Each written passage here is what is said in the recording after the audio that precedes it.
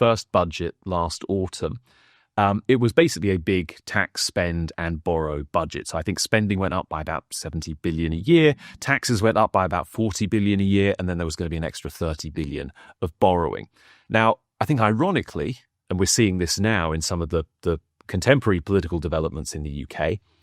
that extra cash for public services just wasn't enough to keep the Labour coalition happy, or for them to do maybe the things that naturally they want to do. At the same time, the 40 billion tax increase was really far too much for business to bear. And I think you're seeing that come through in business confidence surveys and in falling payroll employment. And of course, that added debt left the government, left the Chancellor, with almost no headroom against the fiscal rules, which they had already described as sort of sacrosanct. And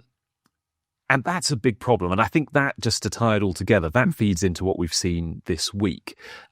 with the government climbing down on its welfare bill,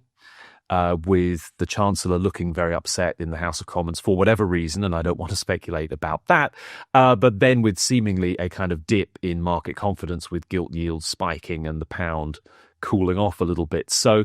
I think what that points to is actually a very difficult fiscal dilemma for the government, which, to be clear, they kind of inherited, but they've done nothing to make better